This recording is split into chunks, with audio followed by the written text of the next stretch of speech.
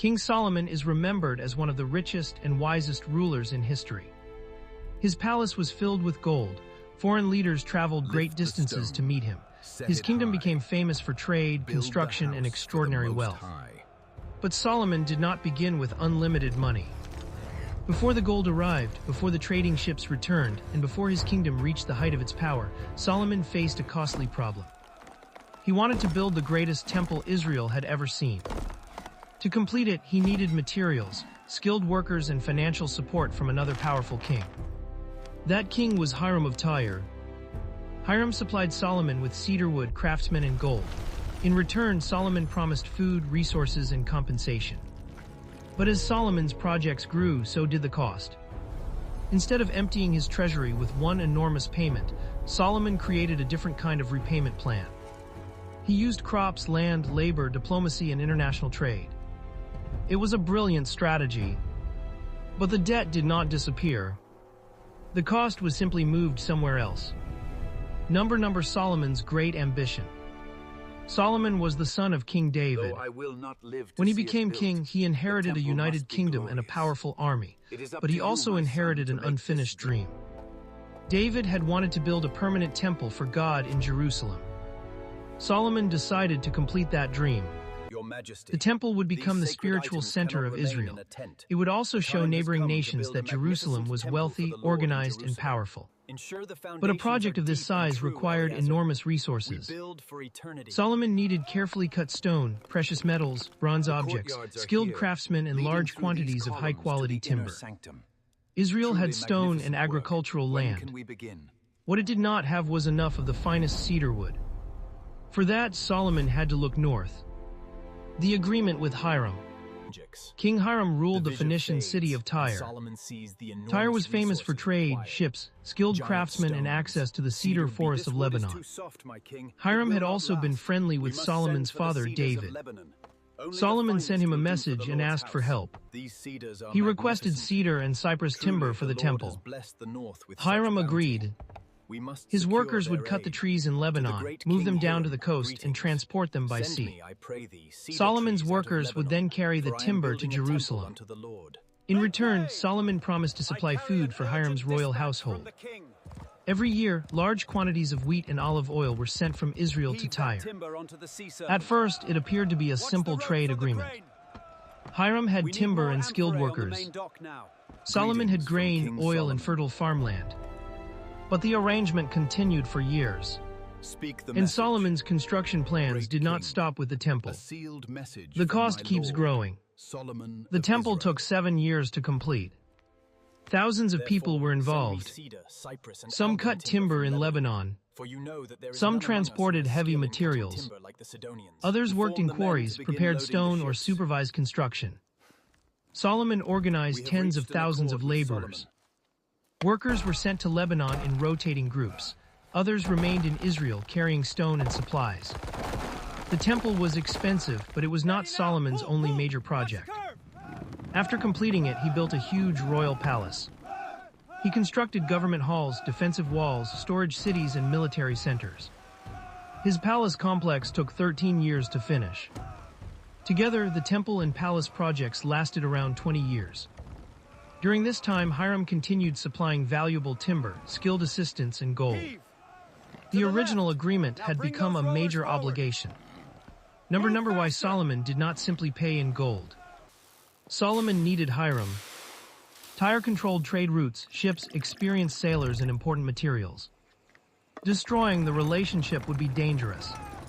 But paying everything directly with gold could also create problems. Solomon still needed money to support the army, royal officials, workers, and future construction. A king who emptied his treasury could quickly lose power. Solomon therefore faced a difficult choice. He could give Hiram a large amount of precious metal and weaken his own finances. He could refuse to pay and risk losing an important ally.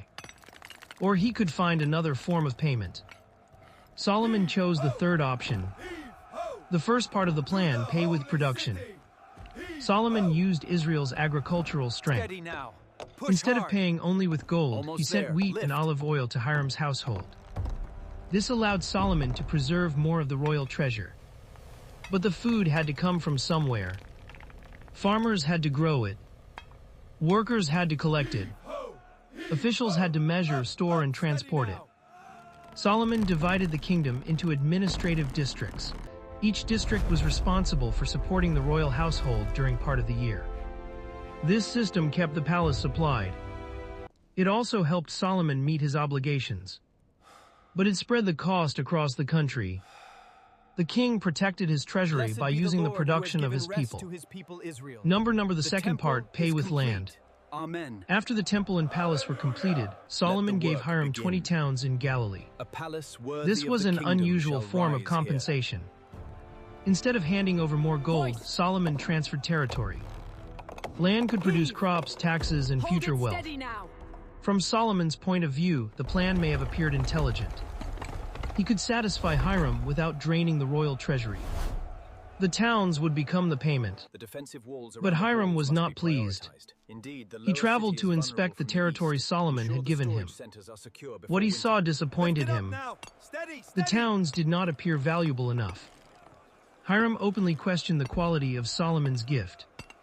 The settlement that was supposed to solve the problem now threatened to create a new one. Had Solomon tried to outsmart Hiram? From Hiram's point of view, he had provided valuable cedarwood, skilled workers, and gold. In return, he received towns he did not consider useful. It may have seemed that Solomon had offered poor land in place of a valuable payment. From Solomon's point of view, however, the transfer protected the treasury. He had converted a financial obligation into a land agreement. He had completed his great construction projects without surrendering a huge amount of cash. The plan was clever, but it was also risky. Hiram could have ended the alliance. He could have stopped supplying sailors, materials, and access to trade. Yet he did not walk away. Both kings still needed each other. The third part turned the creditor into a partner. Solomon understood that paying Hiram once would only remove wealth from the kingdom. Creating a business partnership could produce new wealth for both rulers. Hiram had experienced sailors and knowledge of international sea trade. Solomon controlled land, workers, ports, and valuable trade routes. Together, they developed a trading fleet. Hiram supplied skilled sailors. Solomon supplied ships, ports, and royal support. Their vessels traveled to distant regions and returned with gold, precious stones, valuable timber, and luxury goods. The relationship changed. Hiram was no longer simply a ruler waiting for compensation. He became Solomon's commercial partner. Solomon had transformed a difficult obligation into a source of future income. Number creating wealth instead of making one payment. A large direct payment would have reduced Solomon's treasure. Trade had the potential to increase it. That was the heart of Solomon's strategy. He did not simply ask, "How can I pay what I owe?" He asked, "How can I create a system that produces more wealth?" International trade began bringing increasing amounts of gold into the kingdom. Merchants paid fees. Foreign rulers brought gifts. Trade routes connected Jerusalem with distant markets. Solomon became more famous and more powerful. The earlier financial pressure seemed to disappear beneath the new wealth. From the outside, the plan looked brilliant. Solomon had preserved his treasury, maintained his alliance, and expanded his kingdom's economy. But the success had a hidden cost. Who really paid? The food sent to Hiram came from Israel's farms. The stone used in Jerusalem was carried by workers. The cedar wood was transported through the labor of thousands of men. The palace was supported by taxes, crops, and district payments. Solomon may have avoided one huge payment from the royal treasury. But the kingdom still provided the resources. Ordinary people supplied food. Workers gave their time and strength. Communities carried the burden of the king's projects. The cost did not disappear. It moved from the palace to the population. This is the difference between escaping a payment and escaping a cost. Solomon avoided paying everything in one form. He replaced gold with crops, land, labor, and trade. But every replacement still had a price. The kingdom looks rich. Visitors to Jerusalem saw gold, cedar halls, impressive buildings, and a powerful royal court. They saw Solomon's throne, his officials, and his enormous household. They heard stories of his wisdom. They saw wealth arriving from distant lands. But ordinary people experienced the system differently. They saw taxes. They saw forced labor. They saw food and resources being taken to support royal projects. The kingdom looked wealthy from the top. From below, the pressure continued growing. Solomon's strategy was successful for the palace. The question is whether it was successful for the people. A financial plan can hide its cost. A ruler can appear rich while transferring costs to others. A government can build magnificent structures while workers carry the burden. A business can appear successful while depending on debt and outside support. Solomon's story shows that changing the form of a payment does not remove the obligation. Money can become land. Land can become taxes. Taxes can become labor. A creditor can become a partner. A debt can disappear from one account while appearing somewhere else. This is why Solomon's escape plan was both intelligent and dangerous. It solved the immediate problem, but it did not remove the deeper pressure. The bill arrives after Solomon's death. As long as Solomon ruled, the system remained together. His authority controlled the workers. His officials collected supplies. His alliances protected trade. His reputation discouraged opposition. But after Solomon died, the people approached his son Rehoboam. They asked the new king to reduce the heavy burden his father had placed upon them. They were not asking for gold. They were asking for relief from labor, taxes, and royal demands. Older advisors told Rehoboam to listen. They warned him that kindness would earn the people's loyalty. But Rehoboam rejected their advice. He promised to make their burden even heavier. The result was rebellion. Most of the tribes rejected his rule. The United Kingdom divided.